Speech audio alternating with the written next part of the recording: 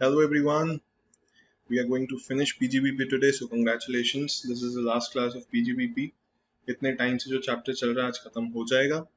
But today's class is equally important, so do not take it lightly. It's not like कि last class है तो फिर हाँ वो ऐसे ही होगी.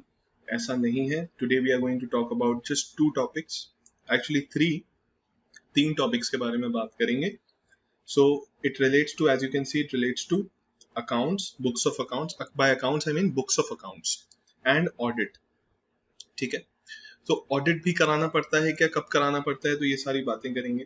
तो first we are going to talk about books of accounts. अब सर बुक्स ऑफ अकाउंट्स की बात हमने बाकी किसी हेड में क्यों नहीं की अभी तक. आपने देखा होगा कि इतने सारे हेड्स पढ़ लिए हमने, सारे ही पढ़ लिए ऑलमोस्ट, बस एक सैलरी बचा हुआ है.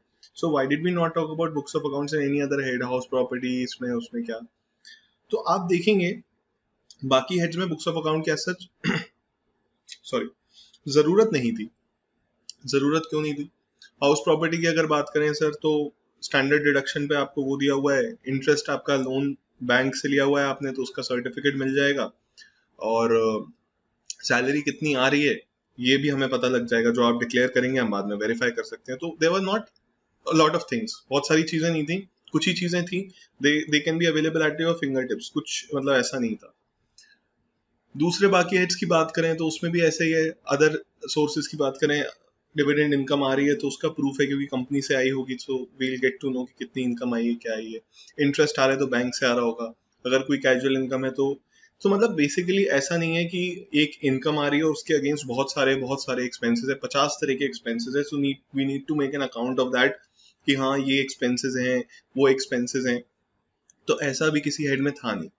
कैपिटल गेन की बात करें तो सर एक प्रॉपर्टी ले ली, अब उसको 50 साल बाद बेचा, 40 साल बाद अगर हमने उसे सेल करा तो what will be maintain in all these years. 40 साल में what will maintain about the property, क्या मेंटेन करके रखें, क्योंकि जब खरीदा था उसकी परचेज डीड है, जब बेचा उसकी सेल डीड है. So what to do in all these years, nothing. ठीक है, तो ऐसा जरूरत नहीं पड़ी. But why is books of accounts required in case of business और प्रोफेशन. सर आपने साल भर में बहुत सारे एक्सपेंसेस करे होंगे, 1000 lakhs and even crores of expenses. ठीक है ना. जितनी जितनी ऑर्गेनाइजेशन बड़ी होती जाती है, number of expenses, number of vouchers बढ़ते जाते हैं. ठीक है, तो उसका हमें हिसाब चाहिए सर, क्योंकि यहाँ पर सिंपल फंडा ऐसा नहीं है कि एक सोर्स से इनकम आई और एक ही बार आई या साल में 12 बार आई, you know, like 12 times a year monthly income आ गई या क्वार्टरली इनकम आ रही है. यहाँ पर डे में भी, अब जैसे कई B2C बिजनेसेस होते हैं सर, B2C बिजनेसेस होते हैं, उसमें क्या होता है per day 1000 customers, 100 customers. So we need to know यार, we need to know everything कि आपका सोर्स ऑफ इनकम कितने सारे सोर्सेज हैं, कहाँ कहाँ से आई. मैं ये नहीं कह रहा आप जो बैलेंस शीट बनाएंगे उसमें सारे सोर्सेज लिस्ट करें, ऑब्वियसली नॉट, लेकिन आपको रिकॉर्ड रखने पड़ेंगे सर, क्योंकि कल को हम वेरीफाई कैसे करेंगे. आपने आज बोल दिया कि हाँ मैंने एडवर्टीजमेंट का एक्सपेंस करा था, मैंने पेपर में इतने ऐड दिए थे, ये मेरा खर्चा हुआ एडवर्टीजमेंट का, 5 लाख रुपए मैंने स्पेंड कर दिए. So you need to maintain your books of accounts कि हाँ मैंने ये वाला खर्चा किया था, यहाँ पर इतना, ये रहा इसका बिल, और ये रहा इसका रिकॉर्ड, और ये रहा इसका payment voucher. All these things you have to maintain. आप कह रहे हैं मैंने सैलरी दी थी, तो सर किस बंदे को कितनी सैलरी दी थी आपने, you have to maintain all that. Electricity का बिल था सर, तो ये सारी चीजें आपको मेंटेन करके चलनी पड़ेंगी सर.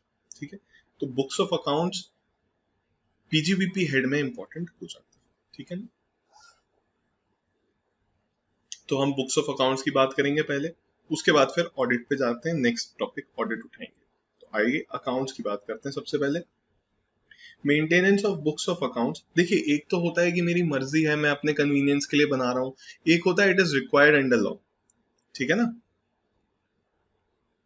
ऐसा नहीं है कि सर मैं अगर छोटे से छोटा बिजनेस भी स्टार्ट कर रहा हूँ, 5 लाख 2 लाख का या 5 लाख का भी बिजनेस है, तो हो सकता है मैं proper books of accounts maintain कर रहा हूँ. और कई बार ऐसा होता है 10 करोड़ का भी बिजनेस है और लोग बुक्स ऑफ अकाउंट्स मेंटेन नहीं कर रहे होते. तो ये तो case to case, person to person depend करता है. लेकिन लॉ आपकी मर्जी के हिसाब से नहीं चल सकता, right. Law has to be same for all. तो यहाँ पर लॉ बना दिया कि बुक्स ऑफ अकाउंट्स आपको मेंटेन करने पड़ेंगे, they are mandatory according to law. तो ये भी बताया कि किस किस को. अच्छा, अब जब बात आ जाती है कि लॉ आपको ये मेंटेन करने पड़ेंगे बुक्स ऑफ अकाउंट्स। तो पहले क्वेश्चन आ जाता है हु ऑल विल मेंटेन। दूसरा क्वेश्चन ये आ जाता है जो लोग मेंटेन करेंगे what all will be maintained.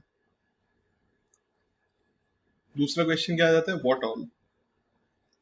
मतलब बुक्स ऑफ अकाउंट्स तो सर बहुत लंबी लिस्ट है ना। There are lot of things in a books of accounts that can be maintain. Cash ledger, bank ledger, journal ledger, cash book, petty cash book, बहुत सारी चीजें आती हैं। एक्सपेंस लेजर आ जाता है, सेल्स बुक आ जाती है, परचेज बुक आ जाती है। So there are lot of accounts that can be maintain. So what all accounts you want us to maintain, they will also have to tell that. तो हम ये पढ़ेंगे कि किस किस को मेंटेन करना है, और हम ये पढ़ेंगे क्या क्या मेंटेन करना है। So just these two questions answer जिसको हम जब हमें मिल गया, the topic will be over। आइए सर, तो यहाँ पर क्या बोल रहा है, maintenance of books of accounts for certain persons carrying on business profession. ठीक है, चलिए सर।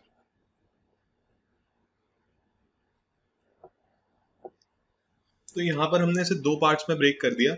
एक हमने प्रोफेशनल्स के पार्ट में ब्रेक करा और एक हमने बिजनेस की बात की। ठीक है, तो पहले हम प्रोफेशनल्स का देखते हैं कि किन किन प्रोफेशनल्स को बुक्स ऑफ अकाउंट्स मेंटेन करने पड़ेंगे। तो आइए सर, अगर आप लीगल प्रोफेशन में हैं, मतलब आप लॉयर हैं, या फिर आप डॉक्टर हैं, या फिर आप इंजीनियर हैं, या फिर आप आर्किटेक्ट हैं, या फिर आप अकाउंटेंसी रिलेटेड कोई सर्विस देते हैं, या फिर आप टेक्निकल कंसल्टेंसी देते हैं, या फिर आप इंटीरियर डेकोरेशन में हैं, या फिर आप फिल्म आर्टिस्ट हैं, या फिर आप अदर प्रोफेशन हैं जो कि नोटिफाइड है।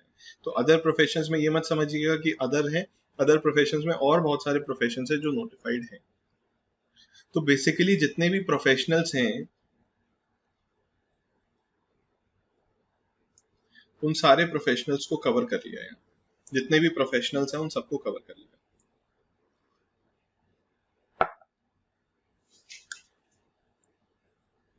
लेकिन क्या मुझे साल में 50,000 रुपए अगर मिले तब भी मैं बुक्स ऑफ अकाउंट्स मेंटेन करके रखूं? सोचने वाली बात है। क्या सिर्फ साल में 50,000 रुपए मिले? एज अ फिल्म आर्टिस्ट मैंने अभी अभी काम स्टार्ट किया है और मुझे साल में सिर्फ एक छोटा सा रोल मिला, 50,000 उसका मुझे मिला। कहीं मैंने मॉडलिंग करके आया तो मुझे उसका पेमेंट मिला। Just 50,000 I have got, do I have to maintain books of accounts? मैं नया नया बिजनेस चालू किया है, अभी साल में मेरा 1 लाख रुपए भी नहीं बन पा रहा है, and I have to maintain books of accounts. Just imagine, like just think about it.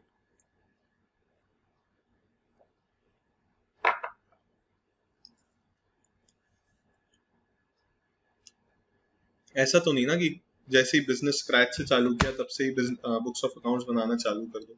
This should not happen. तो यहाँ पर एक मॉनेटरी लिमिट दे दी। वो लिमिट क्या है?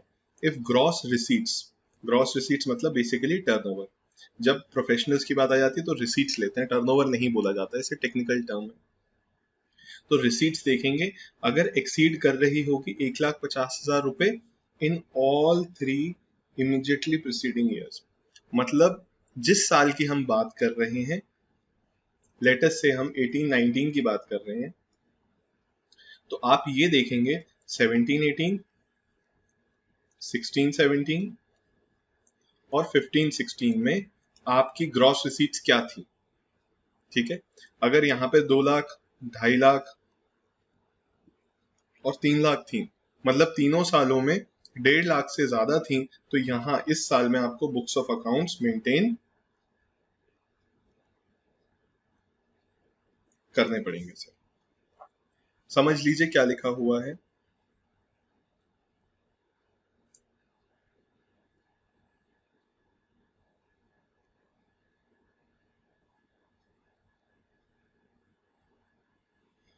पिछले 3 साल में, और पिछले, या फिर मैं ऐसे बोल सकता हूँ पिछले तीनों साल में 1.5 लाख से ज्यादा की ग्रॉस रिसीट होगी, तब आपको उस साल में मेंटेन करने पड़ेंगे, मैंडेटरी हो गया। मान लेते हैं किसी एक साल में आपकी ग्रॉस रिसीट थी 1 लाख रुपए, तो यहाँ तो 1.5 से ऊपर है, यहाँ 1.5 से ऊपर नहीं है, तो आपको इस साल भी बुक्स ऑफ अकाउंट्स मेंटेन फिर नहीं करनी। ठीक है sir, what if we have started our business, अभी इसी साल सेटअप किया हुआ है, व्हाट इफ, ऐसा भी तो हो सकता है ना हमने इसी साल सेटअप किया है। तो अगर आपने इस साल सेटअप किया है उसके लिए ये देख लीजिए, When the profession is newly set up, the gross receipt during the current year exceed 1.5 lakh रुपए। तो आज मान लेते हैं मैंने सर 2015-16 में क्या हुआ होगा, 2015-16 में हमने कैसे डिसाइड किया होगा, क्योंकि इसी साल हमारा ये फर्स्ट ईयर था, तो क्या 2015-16 में हमने बुक्स ऑफ अकाउंट्स बनाए होंगे? यस। क्यों? क्योंकि इस कंडीशन ने बोला अगर न्यूली सेटअप है तो gross receipt during the year 1.5 lakh से ज्यादा की होनी चाहिए। अगर न्यूली सेटअप है तो ग्रॉस रिसीट एक साल में 1.5 लाख से ज्यादा की अगर होगी तो आपको बनाने पड़ जाएंगे। तो बेसिकली सर कंफ्यूज होने वाली बात नहीं है। पहली बात तो ये देखेंगे, अगर न्यूली सेटअप है, उसने फर्स्ट ईयर नहीं बोला, न्यूली सेटअप है, तो सेम ईयर में आप देखो कि कितना टर्नओवर है या कितनी ग्रॉस रिसीट है आपकी, मतलब कितने पैसे आए टोटल। एक्सपेंसेस माइनस नहीं करने, ये टर्नओवर की बात हो रही है, ग्रॉस रिसीट्स की बात हो रही है, इनकम की बात नहीं हो रही, ध्यान रखना। इनकम अलग होती है, ग्रॉस रिसीट या फिर टर्नओवर अलग चीज होती है, ठीक है। टर्नओवर और ग्रॉस रिसीट में से जब एक्सपेंसेस माइनस कर दिए जाते हैं तब जाके इनकम आती है। तो they are not talking about income, they are talking about turnover और ग्रॉस रिसीट। तो बेसिकली बात ये है सर, अगर आपके पास, मैं अगर सीधे इसका क्रक्स बताऊं, अगर आपके पास पिछले 3 साल का डेटा है, पिछले 3 साल का डेटा है, जिस फाइनेंशियल ईयर की आप बात कर रहे हैं उसके पहले के 3 साल का अगर डेटा है तो फिर पिछले 3 सालों का डेटा देखा जाएगा। अगर मान लीजिए सिर्फ 1 साल का डेटा है या 2 साल का डेटा है तो उस केस में इन तीनों सालों का डेटा नहीं देखेंगे, फिर इसी साल में देखेंगे कि इस साल में 1.5 लाख से ऊपर है या नीचे। सिंपल सी बात, ठीक है, ठीक है ना सर। तो अगर पिछले सालों का 3 सालों का डेटा है तो देख लेंगे, मतलब पिछले 3 साल से अगर आप बिजनेस में थे तो तीनों में 1.5 से ऊपर होगा, तभी जाके आपको बुक्स ऑफ अकाउंट्स मेंटेन करने हैं। अगर न्यूली सेटअप है, मतलब न्यूली सेटअप से उनका मतलब क्या है कहने का, पिछले 3 सालों का डेटा नहीं है आपके पास, पिछले 3 सालों का डेटा नहीं है आपके पास, तो उस केस में क्या करेंगे, उसी साल में देख लेंगे, दैट सेम ईयर कि आपने 1.5 लाख से ज्यादा का टर्नओवर अचीव किया। अगर आपने कर लिया, जैसे यहाँ 2 लाख था, अभी इसकी बात करता हूँ मैं, इसी एग्जाम्पल में आ जाते हैं। 15-16 में क्या हमने बुक्स बनाई होंगी? Yes sir. क्यों?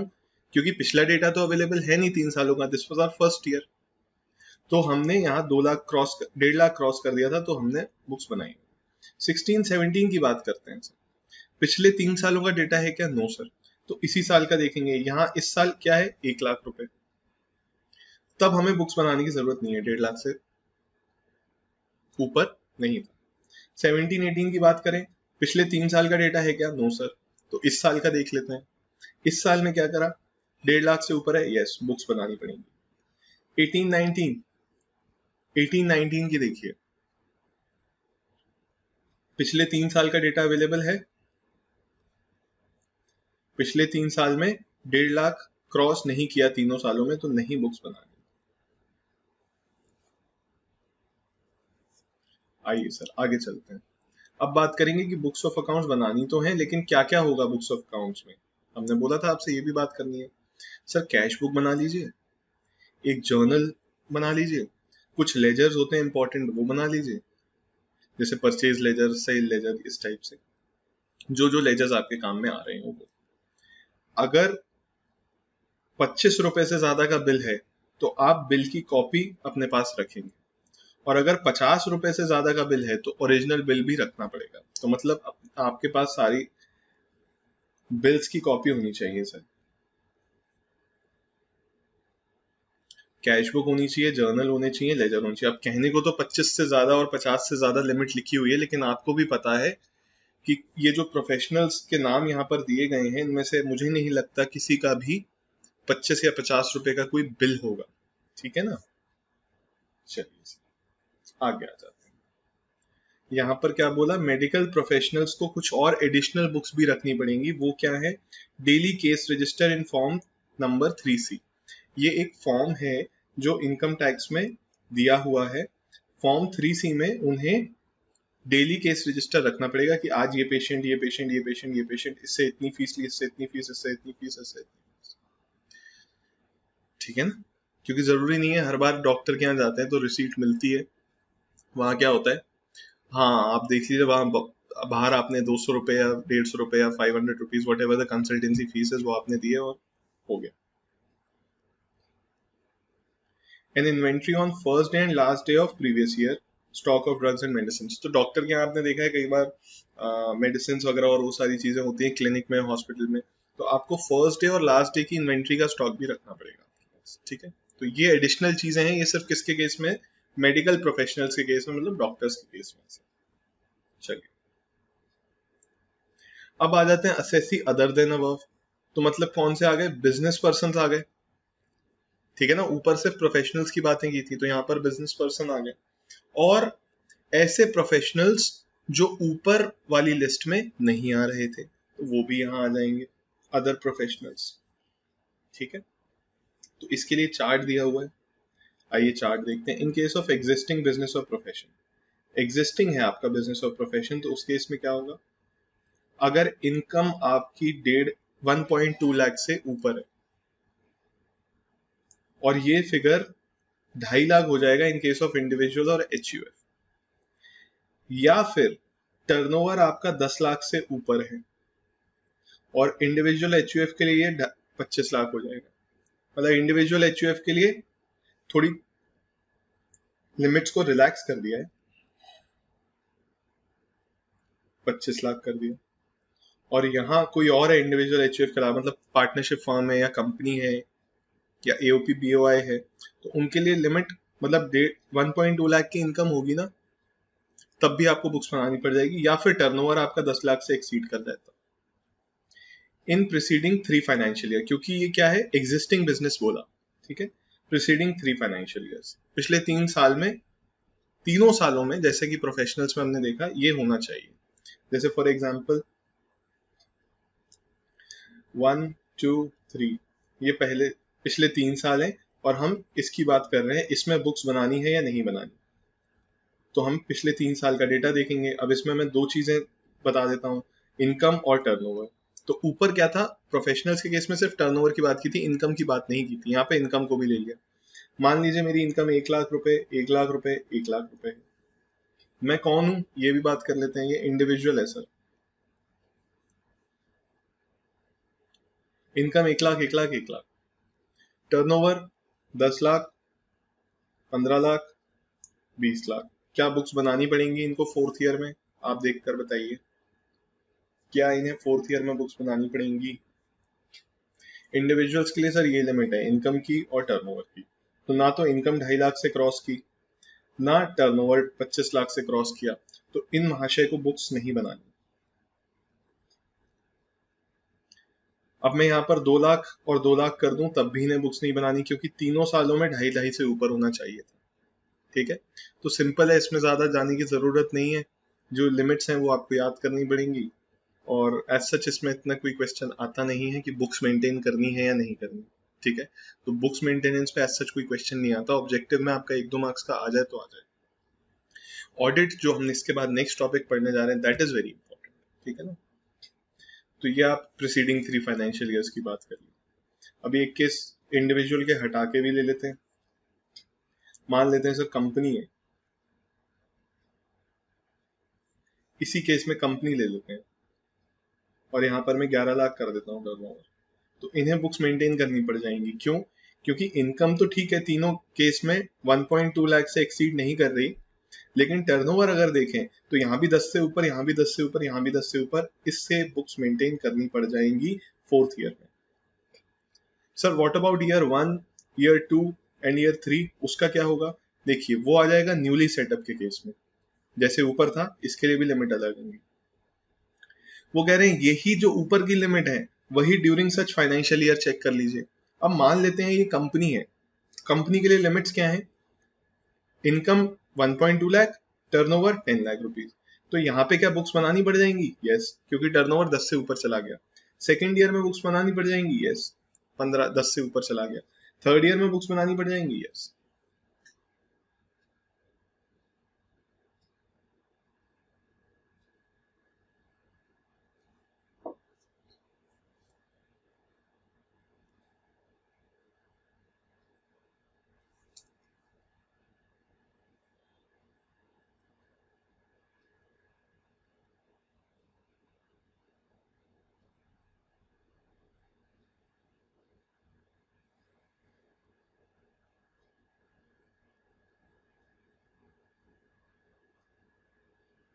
और देख लीजिए, इसमें कोई डाउट हो तो समझ लीजिए इसे।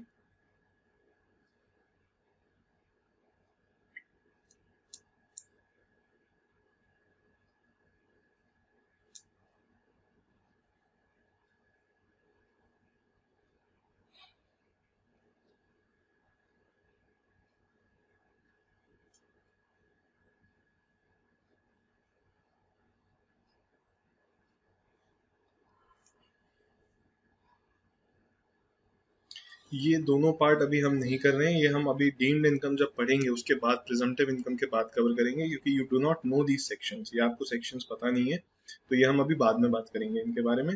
ये दोनों पार्ट अभी कवर हो गए, ठीक है। सो बेसिकली ये डीम्ड इनकम के सेक्शन है। इन सेक्शंस में एक इनकम दी है कि इतनी इनकम से कम नहीं दिखा सकते, अगर दिखाएंगे तो बुक्स ऑफ अकाउंट्स मेंटेन करना पड़ जाता है। तो अगर उस इनकम से लोअर इनकम दिखाई गई तो फिर उसके केस में आपको बुक्स ऑफ अकाउंट्स मेंटेन करने पड़ जाएंगे, ठीक है। चलिए, हाँ जी sir, place of bookkeeping क्या होगा, कहाँ रखेंगे ये सारी बुक्स जो हम मेंटेन करेंगे? जो आपका प्रिंसिपल प्लेस ऑफ बिजनेस होगा वहां। कितने टाइम की बुक्स रखनी है, कितने सालों तक रखनी है ये बुक्स, ये भी तो इम्पोर्टेंट है ना। क्या जिंदगी भर रखते रहे? पिछले 50 साल की बुक्स निकाल के बताइए, क्या पिछले 50 साल का डेटा रखेंगे? तो फिर एक रूम लेना पड़ेगा सर पिछले 50 साल का डेटा रखने के लिए, ठीक है ना। उसका रेंट अलग से खर्चा बढ़ जाएगा। Sir 6 years from the end of relevant assessment year.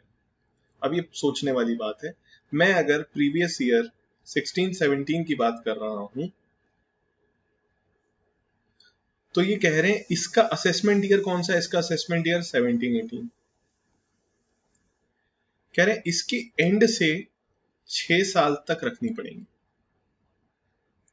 मतलब 18-19, 19-20, 20-21, 21-22, 22-23, 23-24,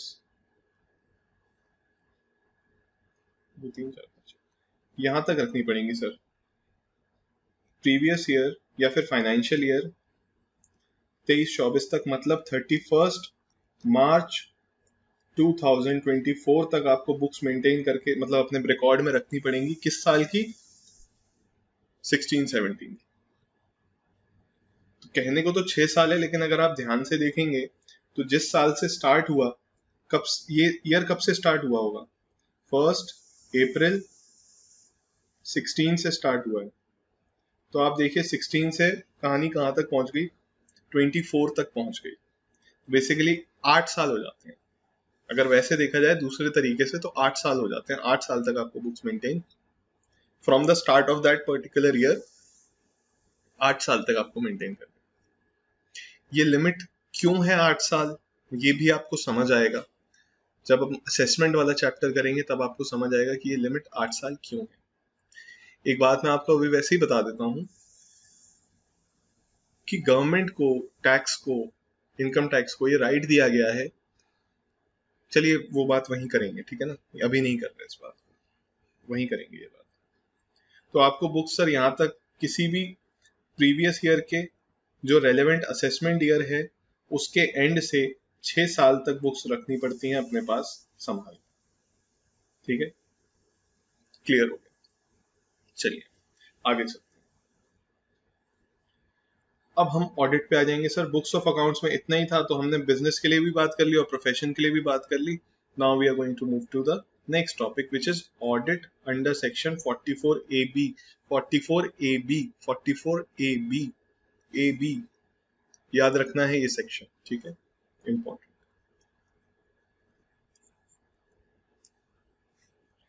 सर ऑडिट क्या होता है, ये व्हाट इज ऑडिट? सर आपको अपने बुक्स ऑफ अकाउंट, आपने कहा सर हमारी सेल्स इतनी है, ठीक है।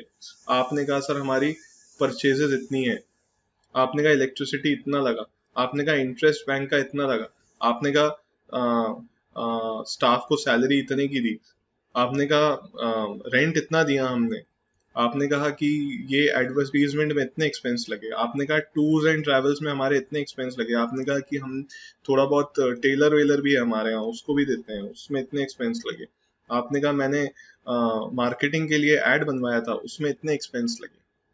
Sir who will verify these expenses? क्या होगा इनका, कौन वेरीफाई करेगा? सेल सही दिखाई है या नहीं दिखाई क्या पता, ओपनिंग स्टॉक सही दिखाया या नहीं दिखाया क्या पता, क्लोजिंग स्टॉक सही दिखाया या नहीं दिखाया क्या पता. So how will the income tax department check all this? उन्होंने कहा भैया हमारे बस की ना है, आप अपने अकाउंट्स ऑडिट कराइए. किससे, किससे कराएं सर ऑडिट, कौन करेगा सर ऑडिट?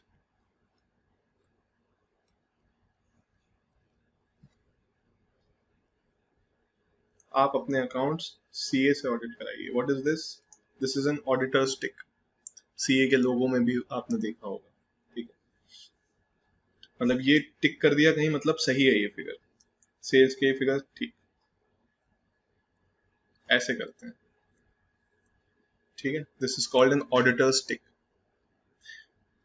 तो सर सीए से ऑडिट कराइए और सीए अपनी एक ऑडिट रिपोर्ट देगा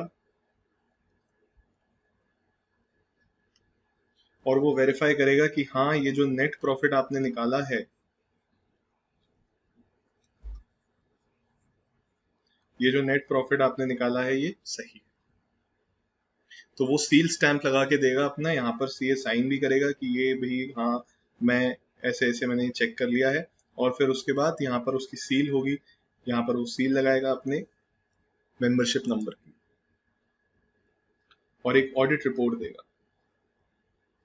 audit report under section 44 AP.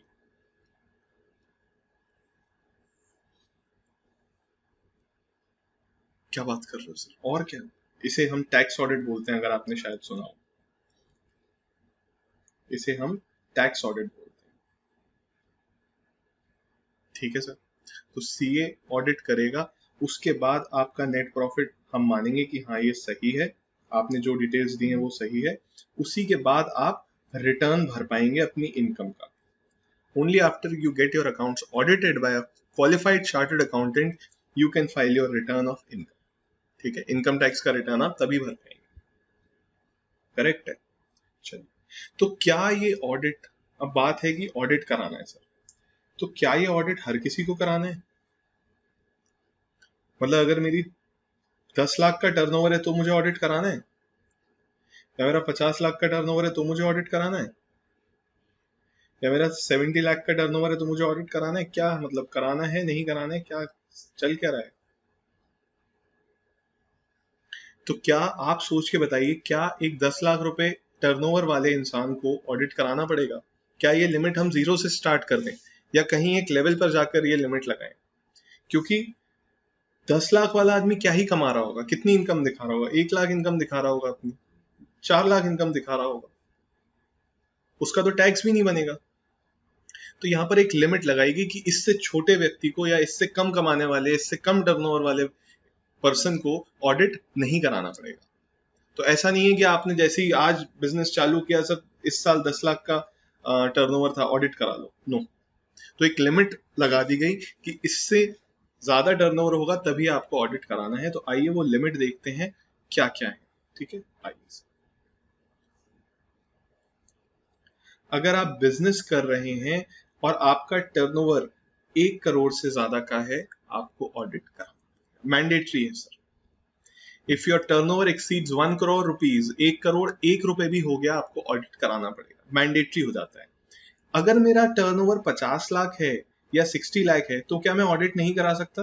देखिए वो वॉलेंटरी हो जाएगा, वो आप अपनी मर्जी से करा रहे हैं, वो आपको किसी ने कहा नहीं है. लेकिन अगर 1 करोड़ से एक्सीड कर जाता है, 1 CR से एक्सीड कर जाता है, तो आपको मैंडेटरीली कराना ही पड़ेगा, वो रिक्वायरमेंट ऑफ लॉ हो जाएगी सर. हमने नहीं कराया तो सर पेनल्टी लगती है बहुत हैवी. ठीक है, बहुत हैवी पेनल्टी लगती है, सीधे 1 लाख की पेनल्टी है, या फिर 2% ऑफ योर टर्नओवर. ठीक है, विच एवर इज हायर. तो 1 लाख तो लगेगी ही लगेगी.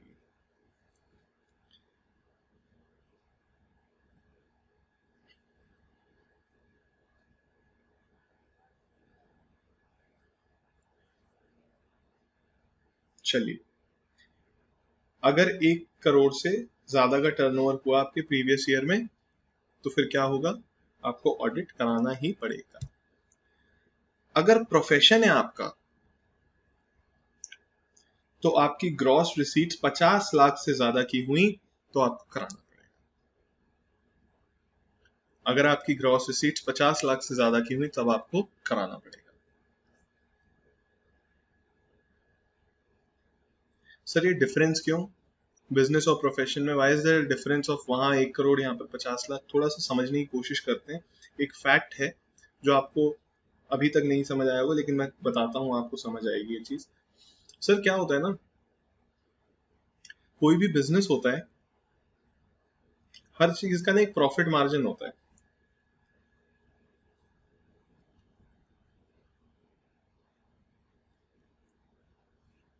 अगर आप होलसेल का बिजनेस कर रहे हैं तो आपका प्रॉफिट मार्जिन 2% से लेके 5% तक रहता है। ठीक है। अगर आप रिटेल का बिजनेस कर रहे हैं तब आपका प्रॉफिट, ये नेट प्रॉफिट की बात कर रहा हूं मैं, आफ्टर डिडक्टिंग ऑल एक्सपेंसेस, तब आपका जो प्रॉफिट है वो 7% से कहीं लेकर 20% तक जा सकता है। ठीक है। क्यों, ऐसा क्यों है?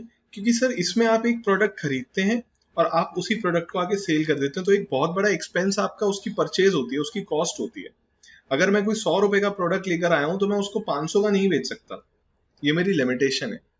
या फिर मैं कोई 500 रुपए का प्रोडक्ट बेच रहा हूं तो उसकी कॉस्टिंग कम से कम 400 रुपए तो होगी ही। ठीक है ना, क्योंकि यहाँ पे ग्रॉस मार्जिन ही बहुत कम होता है और फिर बहुत सारे खर्चे और ये सब चीजें होती हैं। इसी के अगेंस्ट तो यहाँ मार्जिन मैंने आपको ये बता दिया, 20% मैंने लिख दिया है, वैसे होता नहीं है। ठीक है ना। प्रोफेशन की बात करते हैं सर।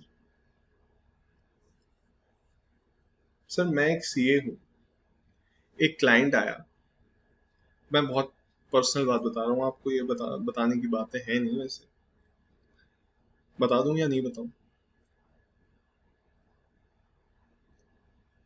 बता दूं? अब सर देखिए, ऐसा है, जीएसटी का रजिस्ट्रेशन होता है।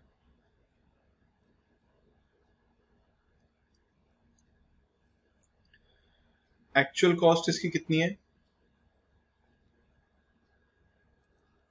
0।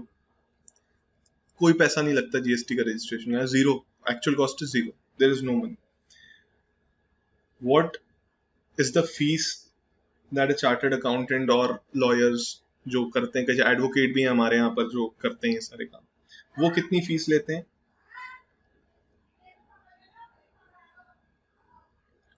सर 5,000 से लेके 15,000 तक फीस ली जाती है इसकी। अब बात यह है कि बिजनेस में क्या होता है, कोई भी चीज आपने अगर सेल की ना, कोई भी चीज आपने सेल की तो एक सीओजीएस इन्वॉल्व है, कॉस्ट ऑफ गुड्स सोल्ड। देखिए सैलरी, इलेक्ट्रिसिटी, रेंट, ये तो सब यहाँ भी हैं और यहाँ भी होंगे, लेकिन यहाँ पर एक एडिशनल एक्सपेंडिचर क्या रहता है, कॉस्ट ऑफ गुड्स सोल्ड। जो भी गुड्स आप बेच रहे हो उसकी एक कॉस्ट है। सैलरी यहाँ पर भी है, इलेक्ट्रिसिटी यहाँ पर भी है, रेंट यहाँ पर भी है, लेकिन सीओजीएस नहीं होता, सीओजीएस नहीं होता। तो मेरा मतलब आपको बताने का सिर्फ इतना है कि प्रोफेशन में, अब जैसे फॉर एग्जांपल मैं अपील्स में जाता हूं, या फिर मैं नोटिस का जो इनकम मतलब जीएसटी के जो नोटिस आते हैं, डिपार्टमेंट से किसी क्लाइंट को नोटिस आ गया, ठीक है, कोई भी मैटर हुआ उसका नोटिस आ गया, तो अपील्स तो बहुत लेटर स्टेज की बात है, इसका रिप्लाई होता है सर, डिपार्टमेंट को रिप्लाई जाता है इस नोटिस का। ठीक है। अब इस रिप्लाई की कितनी फीस चार्ज होती है?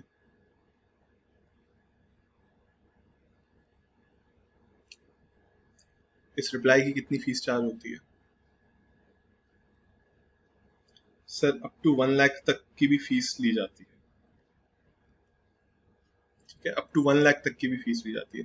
अपील्स में अपील्स में अपील्स में एक तो अपील की ड्राफ्टिंग होती है और दूसरा अपील में हियरिंग होती है, तब वहां अपीयर होना पड़ता है। इन दोनों की फीस अलग अलग होती है सर। ठीक है, ड्राफ्टिंग की फीस अलग, हियरिंग की फीस अलग। This goes up to again 2 to 3 lakh दोनों की मिला के। ठीक है। ये जो टैक्स ऑडिट हमने बात की, इस टैक्स ऑडिट की ही फीस 20,000 रहती है। एक जीएसटी ऑडिट आया है, उसकी fees up to 50,000 depending upon the turnover. अगर किसी का टर्नओवर ही 100 करोड़ का है तो उसकी फीस 2-3 लाख रुपए रहेगी। अगर टर्नओवर छोटा सा है, 10 करोड़ का टर्नओवर है, तो उसकी 50,000 रुपए फीस या 1 लाख रुपए फीस। तो बात ये दोस्त कि ये सारे प्रोफेशंस के काम, अब जैसे फॉर एग्जांपल अभी आपको शायद इसमें समझने में दिक्कत हो रही हो, आप सोचिए एक आपने कभी घर बनवाया हो या कुछ भी इंटीरियर डेकोरेशन का काम कराया हो, तो आप उस इंटीरियर डेकोरेटर को, कंसल्टेंट को बुलाते हैं, आप कहते हैं सर इसमें यहाँ पर रूम में क्या करवा दें, वो करवा दें। वो कहता है, वो 5 मिनट सोचता है, बोलता है यहाँ पर आप ये रूम बनवा लीजिए, यहाँ पर आप ये रूम बनवा लीजिए, बाथरूम इधर आ जाएगा, किचन इधर आ जाएगा। एक बात बताओ दोस्त, उसका क्या लगा, कॉस्टिंग क्या लगी उसकी? देखिए, डेफिनेटली वो एक क्वालिफाइड पर्सन है, उसका वो कोई गुड्स नहीं बेच रहा आपको, वो अपना दिमाग बेच रहा है, वो अपना दिमाग बेच रहा है, अपना टाइम बेच रहा है। तो मेरा कहने का मतलब ये है कि उनका प्रॉफिट मार्जिन, जितने भी प्रोफेशनल्स होते हैं उनका प्रॉफिट मार्जिन हाई होता है। एक एक्टर एक्टिंग कर रहा है तो डेफिनेटली उसका एक एक्सपेंडिचर है दिन का और सब कुछ है, लेकिन कॉस्ट ऑफ गुड सोल्ड नहीं है, तो उसका प्रॉफिट मार्जिन हाई होता है। जहां बिजनेस में अगर 500 रुपए की चीज बेची तो उसकी कॉस्टिंग ही 400 रुपए, तो ग्रॉस प्रॉफिट निकल कर आया 100 रुपए का। अब इस ग्रॉस प्रॉफिट में हम माइनस करते जा रहे हैं। अब हमारे पास सिर्फ 100 रुपए हैं एक्सपेंसेस देने के लिए और इसी में से प्रॉफिट निकालना है। यहां पर हमें अगर 1,000 रुपीज मिले तो 1,000 रुपीज में कोई cost of good sold involve ही नहीं है, हमें तो सिर्फ रेंट, इलेक्ट्रिसिटी, ये सारी चीजें देके हमारे पास 500 रुपए या 600-700 रुपीज का प्रॉफिट आ जाएगा। तो प्रॉफिट मार्जिन यहाँ पर हाई रहता है, 60-70% इतना रहता है। तो मैं आपको बस ये बताना चाह रहा हूँ, ठीक है। डॉक्टर के पास गए, आपने बोला सर ये ऐसा ऐसा है, 2 मिनट देखा उसने आपको और 500 रुपीज या 1,000 रुपीज कंसल्टेंसी ले ली। क्या लगा उसका? कुछ नहीं। तो मैं ये बताना चाह रहा हूँ कि प्रोफेशनल्स के केस में उन्होंने लिमिट यहाँ पर 50 लाख क्यों रखी है ऑडिट के लिए? क्योंकि प्रोफेशनल्स के केस में 50 लाख का मतलब हो गया करीबन 20-30 लाख रुपीज की इनकम। समझ रहे हो आप? और बिजनेस के केस में उन्होंने 1 करोड़ रखा। मैं आपको बता रहा हूँ 1 करोड़ रुपए पे भी आदमी 20-30 लाख ही कमा पाता है बिजनेस में। 20-30 लाख भी कमा ले तो बड़ी बात हो जाएगी। आपको समझ आ रहा है?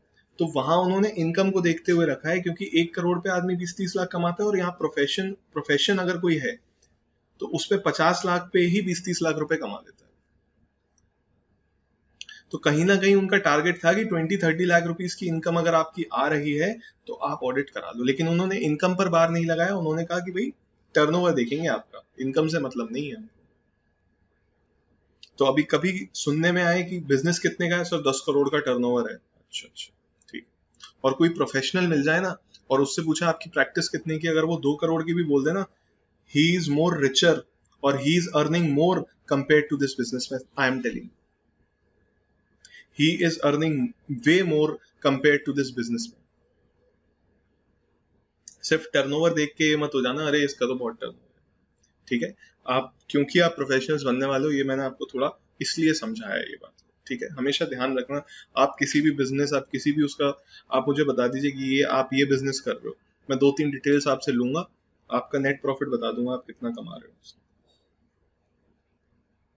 आप किसी भी जगह पूछोगे सर यहाँ पे बिजनेस करना है, ये बिजनेस करना है, इतना मार्जिन है, 5 मिनट में मैं आपको ये बता दूंगा आपके लिए फीजिबल है या नहीं ये बिजनेस करना, आप सरवाइव कर पाओगे या नहीं कर पाओगे। तो you have to reach up to that level. आपको एनालिसिस ऐसी होनी चाहिए कि आप 5 मिनट में बता दो कि हाँ ये काम हो भी सकता है, नहीं हो सकता, आपके लिए प्रॉफिटेबल रहेगा या नहीं रहेगा, ठीक है। चलिए सर, कहाँ से चालू किया था, कहाँ पहुंच गए, ठीक है। तो अभी हम क्या बात कर रहे थे? हाँ जी, ऑडिट बिजनेस का कब होगा, प्रोफेशन का कब होगा, ये हमने यहाँ पर देख लिया। अभी ये 3 पॉइंट्स हम नहीं करेंगे, ये अभी आप जब ये सेक्शंस पढ़ लेंगे उसके बाद हम ये पॉइंट्स करेंगे, ठीक है। ये आप जब सेक्शंस पढ़ लेंगे तब हम ये पॉइंट्स करेंगे। चलिए सर आगे आ जाते हैं।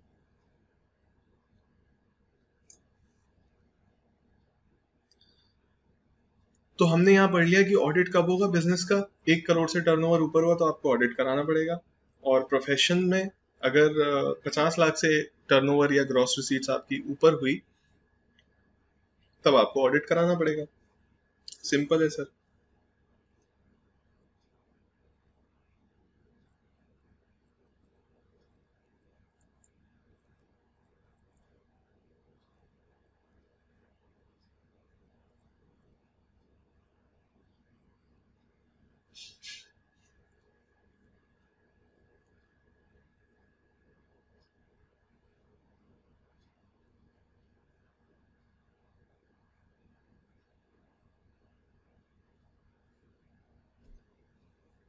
ठीक है ना, आगे चलते हैं। अब आ जाते हैं डीम्ड प्रॉफिट। ये बड़ा इंटरेस्टिंग है सर, वेरी इंटरेस्टिंग। क्यों है इंटरेस्टिंग सर? जीएसटी में हमने कॉम्पोजिशन स्कीम पढ़ी थी।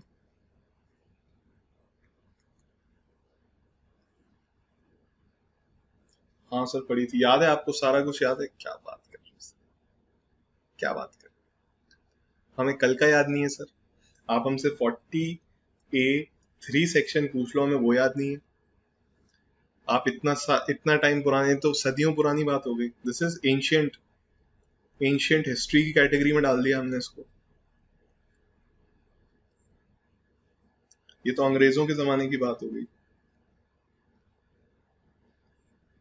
हमें कहाँ से याद होगा, है ना? बिल्कुल सही, नालायक। तो कॉम्पोजिशन की सेक्शन 10 क्या था ये छोटे टैक्स पेयर्स के लिए था सर।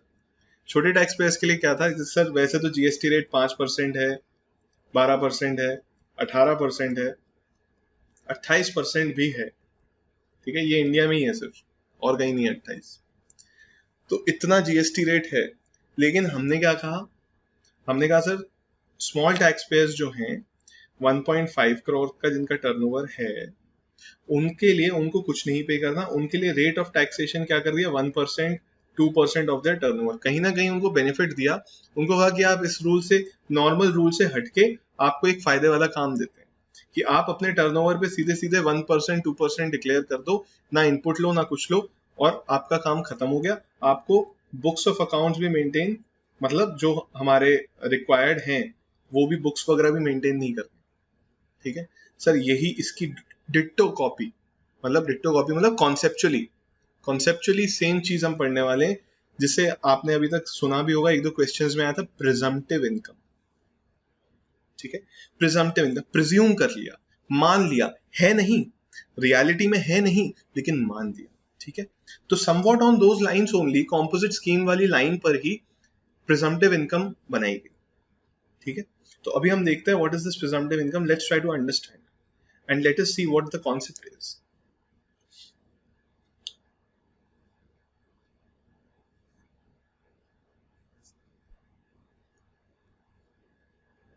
मेरा टर्नओवर से 10 करोड़ का है और मैंने इस पर 1 करोड़ प्रॉफिट दिखाया।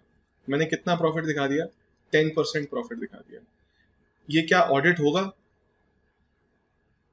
यस, और ऑडिट होगा तो 10 है या नहीं है पता चल जाएगा, 10 है या ज्यादा है या कम है। ठीक, मेरा टर्नओवर 20 करोड़ का है, मैंने इस पर 1 करोड़ प्रॉफिट दिखाया, मतलब कितना परसेंटेज दिखाया? 5%। इसका ऑडिट होगा, ये बात पता चल जाएगी 5% सही है या गलत है।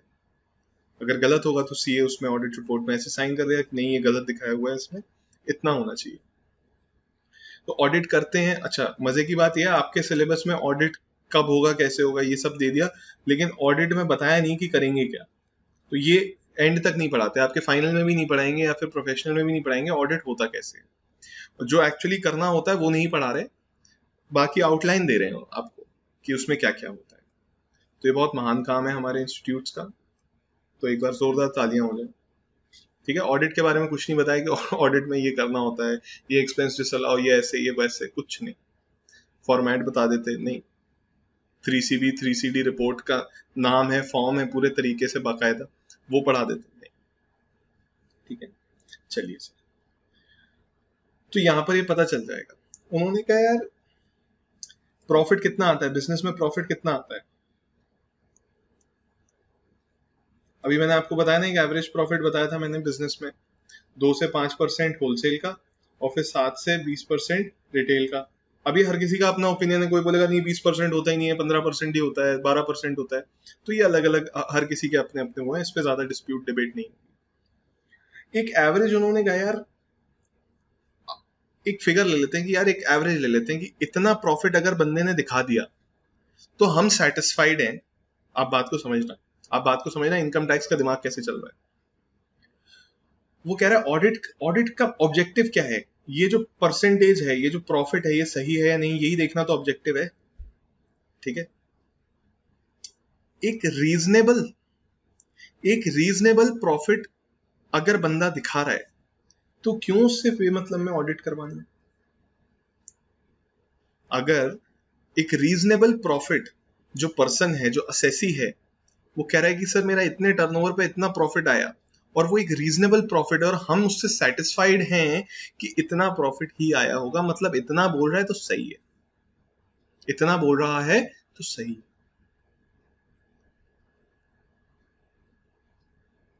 तो उससे बेमतलब में ऑडिट क्यों करवाना? क्या, क्योंकि ऑडिट की भी तो सर कॉस्ट है ना। आपने बोल तो दिया, लॉ में तो बहुत अच्छा लगता है, हाँ ऑडिट करवाओ, क्या पैसे नहीं लग रहे ऑडिट कराने में? और काम नहीं हो रहा, आपका काम नहीं बढ़ रहा, क्योंकि सीए को डेटा चाहिए, कभी वो कुछ मांग रहा है, कभी कुछ मांग रहा है, हरास भी करते हैं सीए, नहीं ये नहीं दोगे तब तक मैं आपका साइन नहीं करूंगा, ये नहीं करूंगा, वो नहीं करूंगा। तो इस टाइप से फालतू की हरकतें भी होती हैं। तो बताइए सर। उन्होंने कहा ठीक है ऐसा कर लेते हैं। उन्होंने कहा कितना, what percentage would be like reasonable? उन्होंने कहा 8%। अगर बंदा 8% प्रॉफिट दिखा दे अपना, हम सेटिस्फाइड हैं सर, हम मान लेंगे कि आपने बहुत प्रॉफिट दिखा दिया, 8% प्रॉफिट दिखाओ, इनकम टैक्स पे करो, सो जाओ। लेकिन क्या ये स्कीम हर किसी के लिए अवेलेबल है? क्या 10 करोड़ वाले के लिए भी स्कीम अवेलेबल है, 20 करोड़ वाले के लिए भी स्कीम अवेलेबल है? नो, ना तो इनके लिए ना इनके लिए, तो फिर किसके लिए? उन्होंने कहा एक टर्नओवर डिसाइड करना पड़ेगा, जैसे कि कॉम्पोजिशन स्कीम छोटे टैक्स पेयर्स के लिए थी, ये स्कीम भी प्रिजम्पटिव इनकम, ये भी छोटे टैक्स पेयर्स के लिए है। तो बिजनेस की अगर बात करेंगे, तो उन्होंने बोला कि 2 करोड़ से कम का टर्नओवर अगर है, 2 करोड़ से कम का टर्नओवर अगर है, तो you can opt for this scheme. आप अपना प्रॉफिट 8% दिखा दीजिए, हम आपसे, आपको ना तो बुक्स बनानी है अपनी, 44A में हमने बुक्स पढ़ी ना, आपको ना तो बुक्स बनानी है, ना ही आपको ऑडिट कराना है।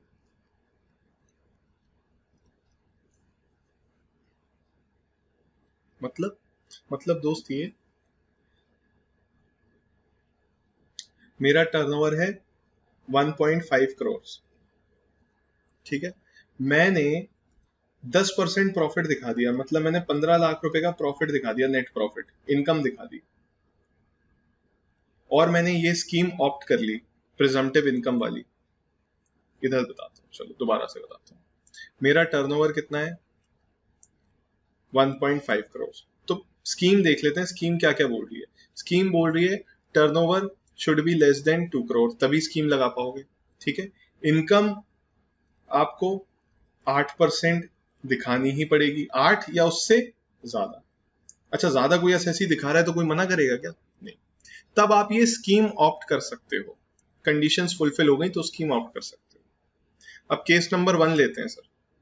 मेरा टर्नओवर 1.5 करोड़ है और मैंने इनकम दिखाई है कितनी? 15 लाख रुपए। कितना परसेंटेज हो गया? 10% इनकम दिखा दी मैंने। You can opt for this scheme. क्या जरूरी है स्कीम में ऑप्ट करना? नहीं, जरूरी नहीं है, मैंडेटरी नहीं है, आपकी चॉइस है। जरूरी नहीं है टर्नओवर 2 करोड़ से नीचे इनकम ज्यादा दिखा दी तो करना ही पड़ेगा, ऐसा नहीं है। तो सर कोई इस स्कीम को ऑप्ट करना क्यों चाहेगा? मैंने अभी अभी आपको बताया, ना तो बुक्स बनानी, ना ऑडिट कराना,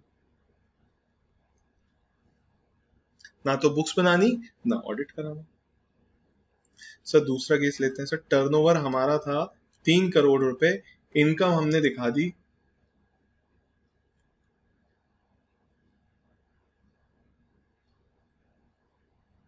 40 लाख, इनकम दिखा दी या 30 लाख इनकम दिखा दी, अगेन 10% दिखा दी सर, 8% से ज्यादा इनकम दिखा दी। आप तो 8 कह रहे हो, हमने तो ज्यादा दिखा दी।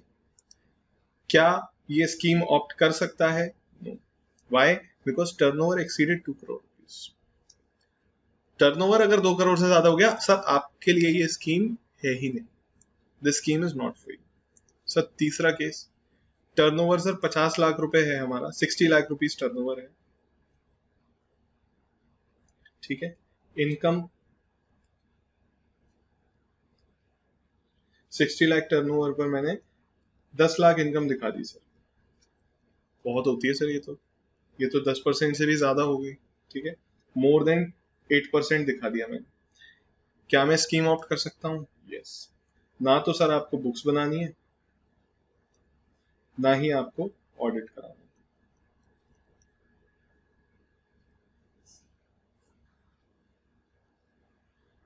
मतलब टर्नओवर 2 करोड़ से कम होना चाहिए और इनकम 8% से ऊपर दिखा दो, 8 या उससे ज्यादा दिखा दो, तो हम सेटिस्फाइड हैं कि सर ठीक है।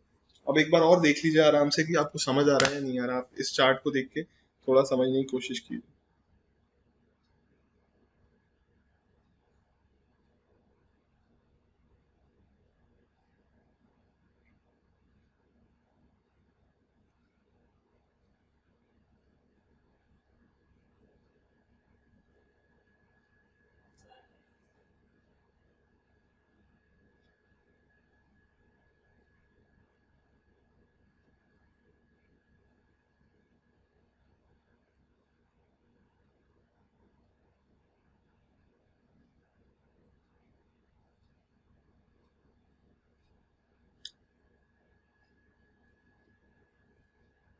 अब एक क्वेश्चन आएगा सर।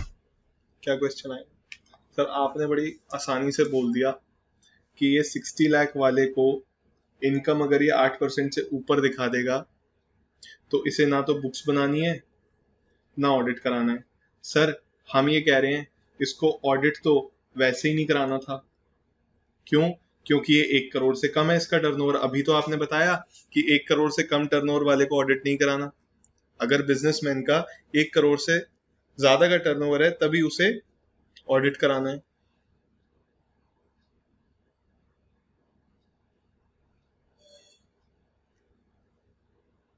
तो फिर आपने ऐसा क्यों बोला? अब आते हैं, मैंने आपको कुछ छुड़वा दिया था, मैंने आपको कुछ छुड़वा दिया था ऑडिट में। ये प्रिजम्पटिव इनकम देखेंगे सर, 44 AD सेक्शन है। यहां पर क्या लिखा हुआ है? If income claim to be lower than deemed income, तब भी ऑडिट कराना पड़ेगा। मतलब जितने भी प्रिजम्पटिव इनकम के सेक्शंस हम पढ़ने वाले हैं या पढ़ रहे हैं, इसमें अगर जितनी डीम्ड इनकम बोली हुई है, जितनी डीम्ड इनकम बोली हुई है, अगर उससे इनकम कम दिखा देते हो आप, तो उस केस में ऑडिट कराना पड़ जाएगा। तो अगर यहाँ पर एक और केस में बता देता हूं आपको, तब क्लैरिटी ज्यादा आएगी। टर्नओवर कितना है? 60 लाख रुपीस। ठीक है, इनकम कितनी दिखाई है? 2 लाख रुपए दिखाई है sir. It is less than 8%। Scheme opt कर सकता हूं? स्कीम तो ऑप्ट नहीं कर सकता, लेकिन क्या ऑडिट कराना पड़ेगा?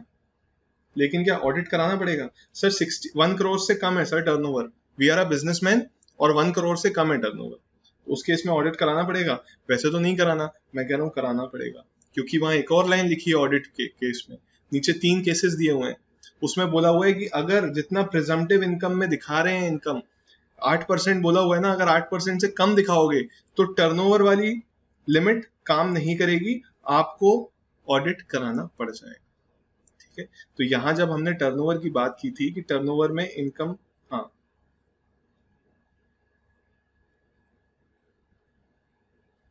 हमने ये बात की थी कि बिजनेस के केस में और प्रोफेशन के केस में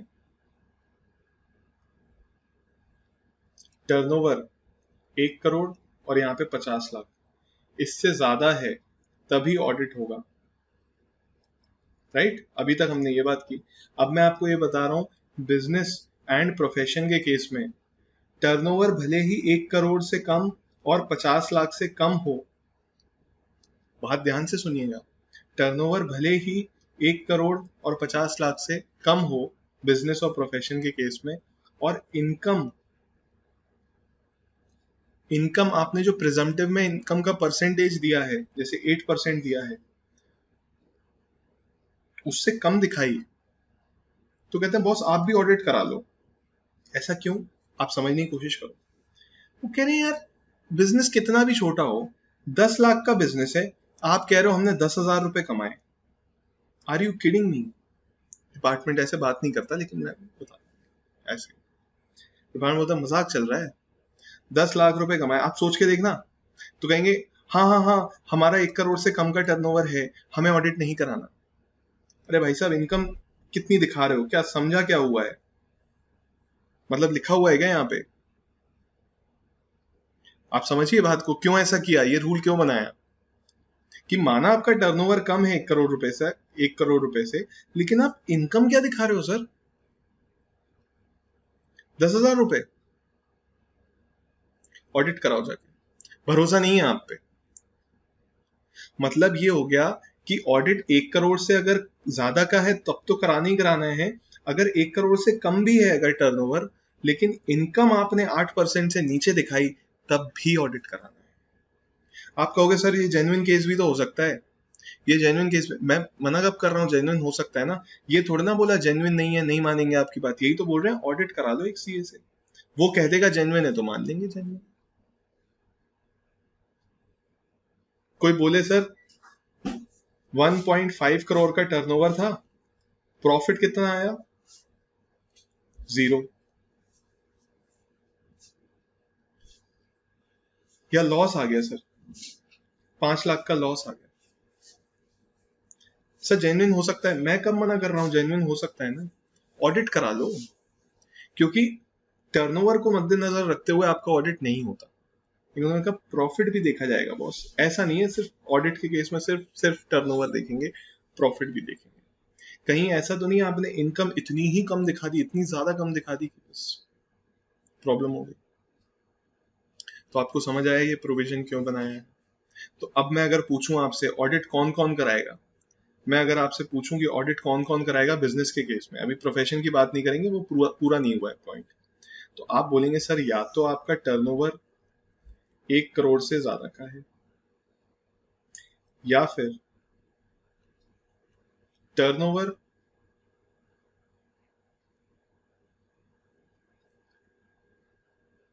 2 करोड़ से कम है,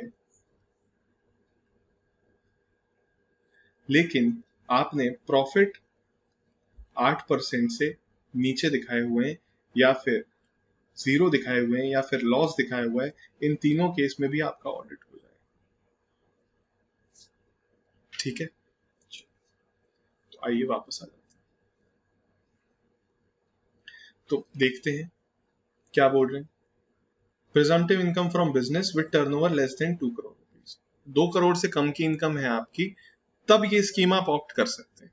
ठीक है, ये स्कीम के फायदे क्या हैं, पहली बात तो इंडिविजुअल एचयूएफ पार्टनरशिप फर्म ही ऑप्ट कर सकती है, कंपनीज वगैरह के लिए स्कीम, इंडिविजुअल एचयूएफ और पार्टनरशिप फर्म के लिए ही है ये स्कीम, कंपनीज के लिए नहीं। कोई भी बिजनेस हो सकता है आपका, कोई पर्टिकुलर बिजनेस के लिए नहीं है, बस टर्नओवर 2 करोड़ से कम का होना चाहिए। ठीक, except business of flying, hiring, leasing and goods carrier, क्योंकि इसके लिए अलग सेक्शन दिया हुआ है प्रिजम्पटिव इनकम का, इसलिए। ठीक, किस पर लागू नहीं होगी ये स्कीम, सब प्रोफेशनल्स पर लागू नहीं होगी, जो 44 ए में लिस्ट पड़ी थी ना उस पर नहीं लगेगी। क्यों नहीं लगेगी, इनके लिए अलग से स्कीम है, इनके लिए अलग से स्कीम है। Person carrying earning through commission और ब्रोकरेज, इन पर ये स्कीम नहीं लगेगी, और एजेंसी बिजनेस वालों पर ये स्कीम नहीं लगेगी। ठीक है, प्रिजम्पटिव इनकम होगी कितनी, ये हम कर चुके हैं सर, 8% ऑफ योर टर्नओवर और रिसीट्स। ठीक है, या फिर आप कोई हायर इनकम डिक्लेयर कर दो तो हायर इनकम मान लेंगे। आप कहोगे नहीं हमारा प्रॉफिट तो सर, हमारा टर्नओवर कितना था, 1 करोड़ रुपए, प्रॉफिट कितना था 20%, ठीक है ना, जैसा आप बोलो, इनकम टैक्स को क्या दिक्कत है, 8 से कम नहीं होना चाहिए, 8 से कम हुआ तो इसका प्रिविलेज नहीं मिलेगा। ठीक है, अच्छा, अगर आप मनी, जो आप सेल्स हो रही हैं आपकी, वो अगर बैंकिंग चैनल से रिसीव कर रहे हो, तो उन्होंने कहा 6% प्रॉफिट दिखाओगे तो भी चलेगा। मतलब अगर 1 करोड़ रुपए का टर्नओवर है और आपने प्रॉफिट दिखा दिया अपना 6 लाख रुपए, कोई दिक्कत नहीं, प्रोवाइडेड ये 1 करोड़ रुपए आपने पूरे के पूरे बैंकिंग चैनल से आए। ऐसा क्यों किया,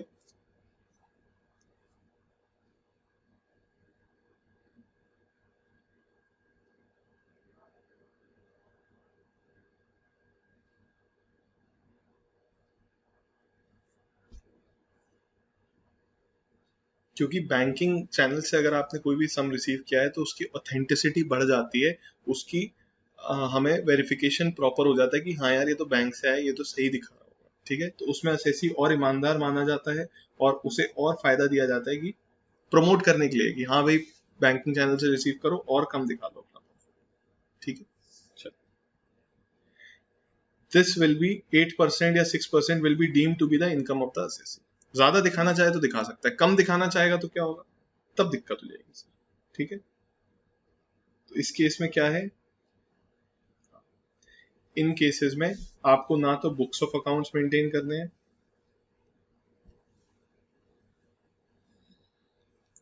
और ना ही आपको ऑडिट कराना है सर। ये इसके स्कीम के फायदे, ठीक है।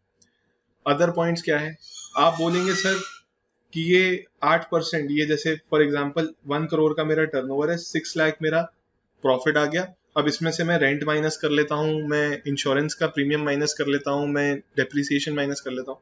नहीं sir, this is net income, इसमें से आप कोई माइनस कुछ नहीं होने देंगे। No deduction shall be allowed under section 32 section 38। जितने भी डिडक्शन हमने पढ़े 32 38, कोई डिडक्शन हम माइनस नहीं करने देंगे। ऐसा थोड़ी ना हो रहा है, ये तो नेट प्रॉफिट माना है ना आपका। अब आप कहोगे नहीं सर इसमें से डेप्रिसिएशन तो माइनस करने दो, रेंट तो माइनस करने दो, इंश्योरेंस तो माइनस करने दो। तो भाई साहब 8% क्यों लिया, ये मान के लिया ना बाकी सारी चीजें डिडक्ट हो गई, नेट प्रॉफिट है ये 8%। कोई एक्सपेंस 1 रुपया माइनस नहीं करने देंगे इसमें से आपको, ये बात ध्यान रखिएगा, ठीक है। डेप्रिसिएशन भी नहीं माइनस करने देंगे, नहीं करने देंगे।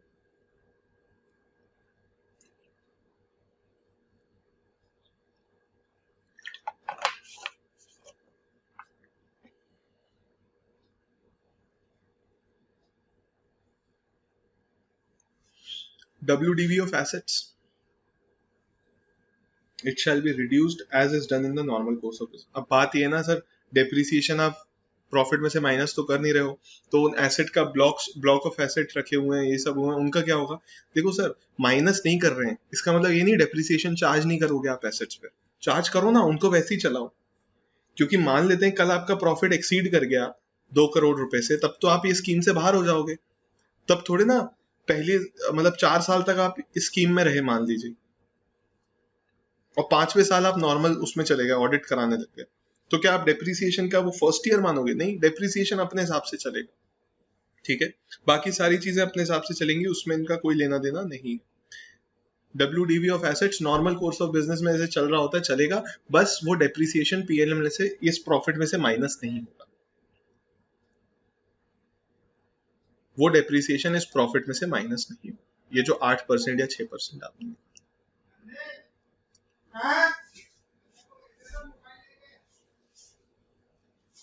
ठीक है ना।